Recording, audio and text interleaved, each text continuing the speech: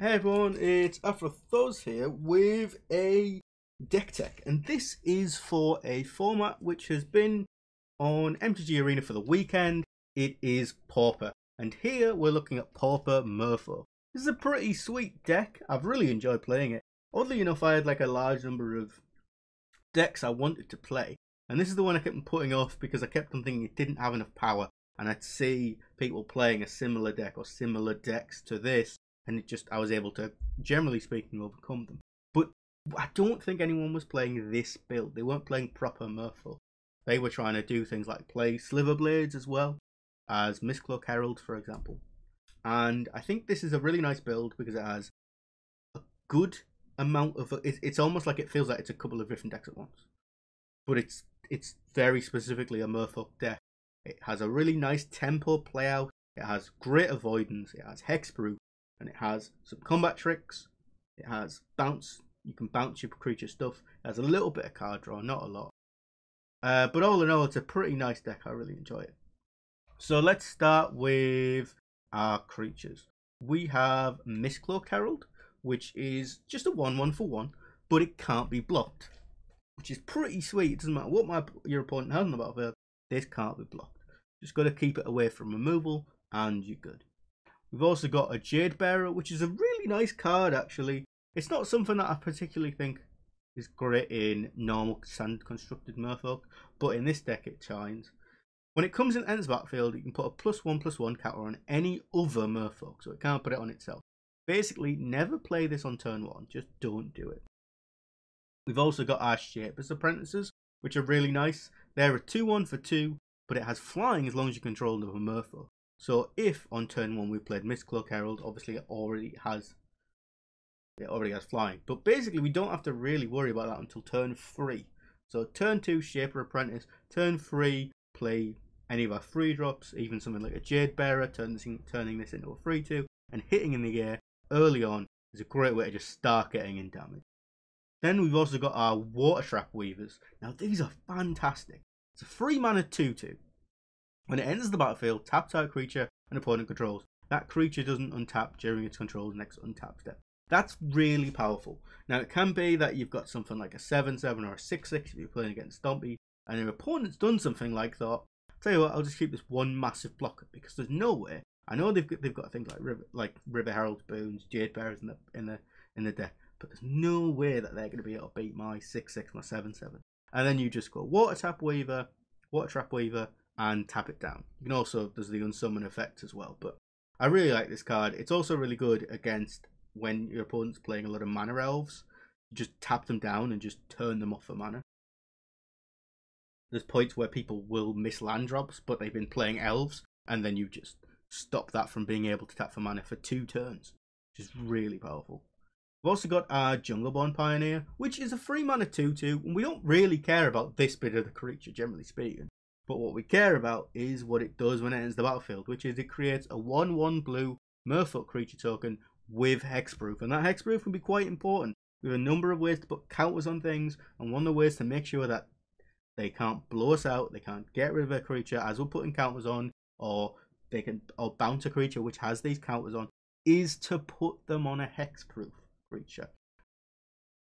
This is the 4, we have another 4 hexproof creatures, but this one's really nice. You get basically 3 power on the battlefield on 2 bodies, one of which has hexproof. Really nice. We've also got Tishana's Wayfinder, which is a nice way to help us make sure that we're hitting our land drops, as of course we're not playing too many lands. We want to be quite low to the ground. It's also a way of being able to filter cards that aren't lands on top of our deck. So if we're in the late game and something like Jade Bearer isn't going to cut it, we just put it in the graveyard and hope we can hit something better. Basically acting like either drawing us a card or scrying. And it's either a 2/2 or a 3/3, which isn't bad at all. Then we've got our Jade Guardian, which is our top end creature, I suppose. This is a 4-mana hexproof. It's a 2/2. But when it enters the battlefield, you can put a +1/+1 counter on target Merfolk you control. Sometimes, a lot of the time, we'll just put it on this because we want to basically make a massive hexproof creature so it can keep on attacking and their opponent can't do anything about it. Sometimes you want to put it on something like a Shaper's Apprentice or a Mistcloak Herald So then we have basically an extra bit of power on one of our evasion creatures. Or maybe we want to put it on something else, like a Jade Bearer, so then it becomes better than just a 1/1. Or a Jungleborn Pioneer, or the 1/1 hexproof token, to keep them in line or above what our opponent's doing. So I've also got a few tricks in the deck. The first one we're talking about is Dive Down. Dive Down is basically our sort of imitation of Blossoming Defense for being a hexproof instant as a trick.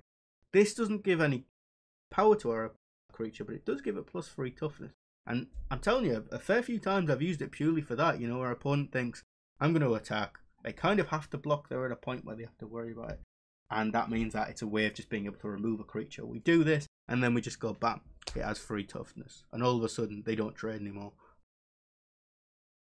Our deck, one of the key things it's about is, because we've got Dive Down, because we've also got Revel's Broom, so I'll talk about in a second, and things like Unsummon and Crashing Tide even, it's almost like we're in control of how blocking order goes, even though our opponent, when we attack, chooses, because we've got the ability to change the maths around about, you know, what the power and toughness is on our creatures, or being able to bounce certain things in the right way, we're basically in control of blocking each time, which is really strong. So we've also got Unsummon. It's basically a super cheap return to that creature's opponent's hand. If it's a massive creature and your opponent's been, say, tapping down mana elves to play it, that's insanely good. Because if they want to play it again, they've got to do it again. And that's leaving less defense up. If you do it on the early game against something like a Llanowar Elves or similar, you're putting your opponent out of mana.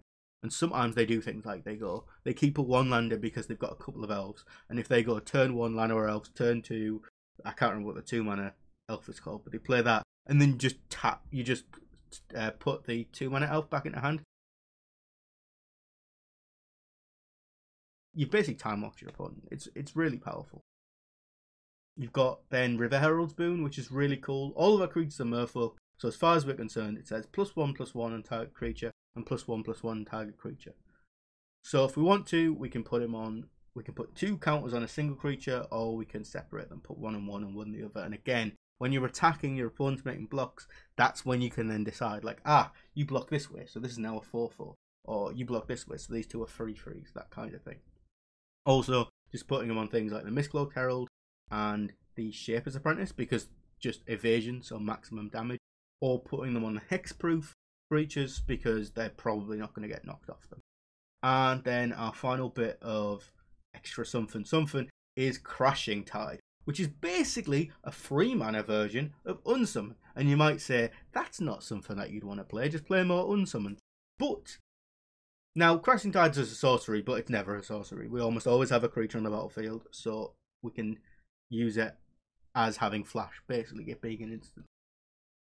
Now, it costs 3 mana, but it also draws a card. So, you know, when you unsummon an opponent's creature, well, you know, they get a card back in their hand, and we lose a card. But with Crashing Tide, that's not the case. We also draw a card, so it's quite nice in that regard. What's cool as well with both Crashing Tide and Unsummon, we don't have to use them on our opponent's creatures, we can use them on our own. Sometimes you can do it on something like a Jade Bearer because you just want to put an extra point of damage on something. Kind of the same with a Jade Guardian, to be fair, again, just putting a +1/+ counter on something. You might want to play it on something like a Jungleborn Pioneer to get extra body on the battlefield, or you play it because you don't have a dive down but you want to save one of your creatures. Even on the Water Trap Weavers to just get that Water Trap Weaver effect again. If you've got enough mana in the late game, you draw something like an Unsummon, you might feel like, oh, I could unsummon a creature, or I can play a Water Trap Weaver, unsummon it, play it again, and double tap down 2 creatures for 2 turns, which is a really powerful effect. In terms of our lands, we've got 9 islands, 7 forests, basically because on turn 1, turn 2, we're going to be playing Mistcloaked Herald and Shaper Apprentice, but other than that, I think it's a fair enough balance in the deck for colours, and we got 4 woodland streams.